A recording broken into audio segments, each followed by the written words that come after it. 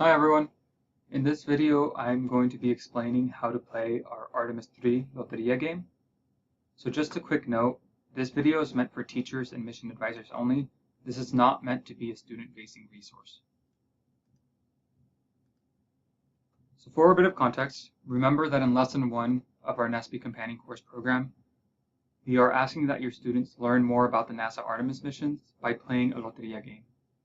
We recognize that some of you may not have heard of Loteria before, and you may not know how to play it. And if that's the case, don't worry, this video is for you. So before I get into the Artemis 3 Loteria game, I think it would be useful for you to understand the original Loteria game, just to have a little bit more context of the game that inspired this educational resource. So in this video, I'm going to start off by explaining what is Loteria, what its components are, and how you play it. And once you have a good grasp of the original game, I will be able to easily describe our Artemis 3 Loteria set and the 3 different ways that you can play it. So let's start off with what is Loteria. So Loteria is a traditional Mexican game that is similar to bingo, but instead of numbers, it uses symbols. The game has been played for centuries in Mexico, and it's become a cultural staple in a lot of Latin American countries. It's often played during family gatherings and celebrations. On a personal level, when I was growing up, my family would always play Loteria during the holidays and birthday parties, and one of my earliest memories was playing the game with my family, and it's actually how I learned to spell in and read Spanish.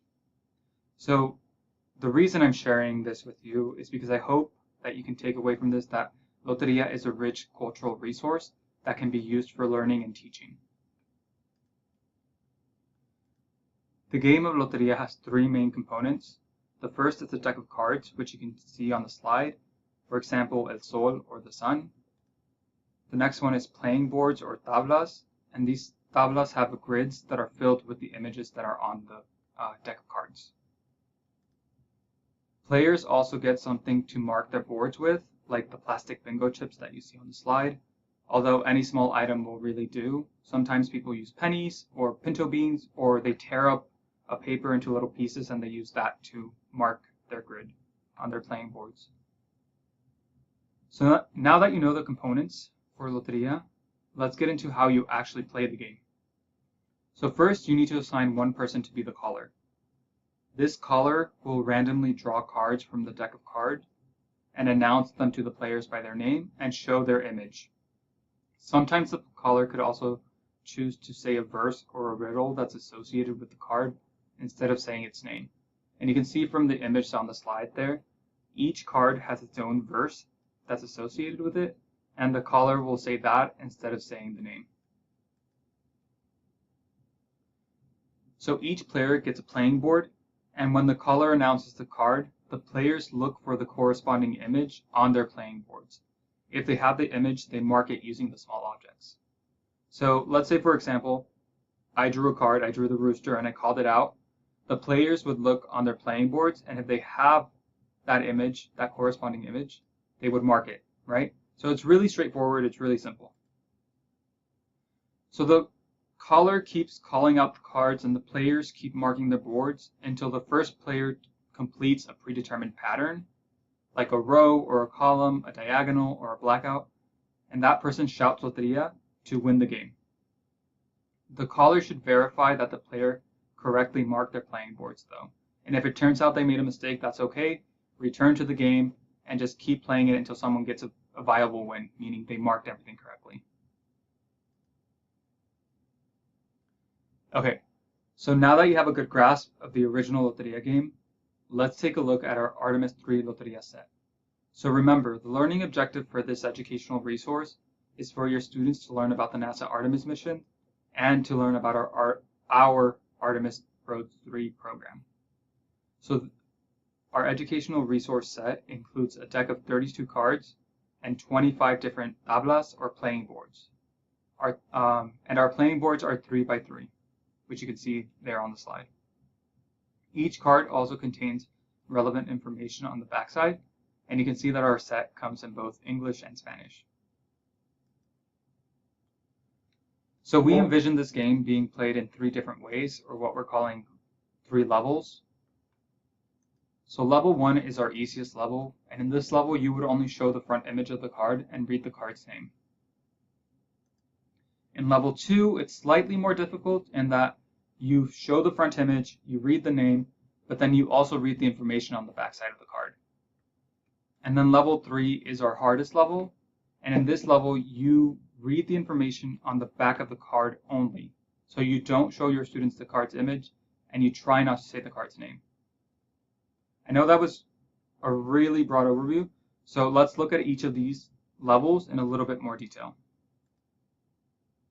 So like I said, level 1 is our easiest level, and we think that this level is best suited for elementary students.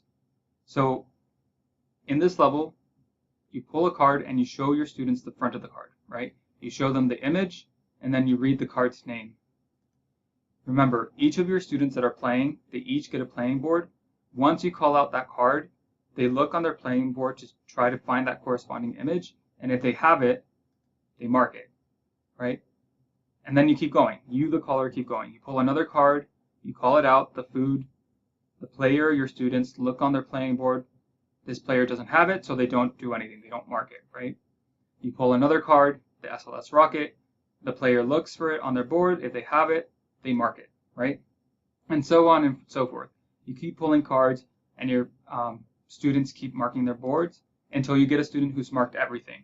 And then they shout Loteria, and they win. Level 2 is slightly more difficult, remember, because you're going to be reading the information on the back of the card. We think that this is a good place to start if you're working with secondary students. So middle school and high school students should start here. So like I said, you show your students the card, you show them the image, you read the name, and you also read the relevant information on the back side. Your students who are playing, they each get a playing board. You call out the card, you read the information, they see it if they have it on their playing board, and they mark it down, right? And so on and so forth. You keep doing that until you get a player that's marked everything, right? So one thing that I would add to this level is have your students play with the same playing board a few times, but then have them switch to a different playing board, right? Have them switch to a different playing board that has images that aren't the same to their previous one, right? Play with this board a few times and then switch to another one. Play with this board a few times and then switch to another one. Have them play with this board for a few times and then switch, and so on and so forth. And what we're trying to do is we're trying to get your students to become familiar with all of the images, all of the cards that are in that 32 card deck set.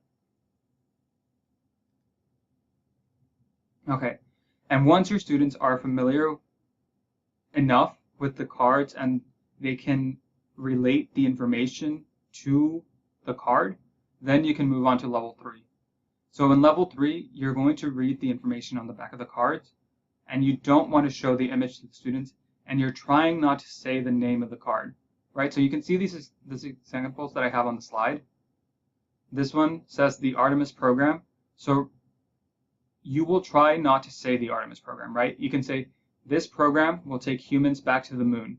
Students should recognize that, they should see that they have it, and then they'll mark it on their board, right? And you can see that this card says, the Artemis 2 mission is scheduled to take place in September 2025, right? So don't say that. You would say, this mission is scheduled to take place in September 2025, right? And if your students can relate that information to the Artemis 2 mission, they can recognize it on their playing boards, and then they can mark it, right? So the hope is that this will incentivize your students to have to absorb that information, to have to remember that information if they want to be competitive and if they want to win. Okay, that's everything from me. I hope this video has given you a good overview of our Artemis 3 Loteria game and that you feel prepared to implement it in your class. If you have any questions, I encourage you to reach out to me via email on the email listed on the slide. And thank you for watching.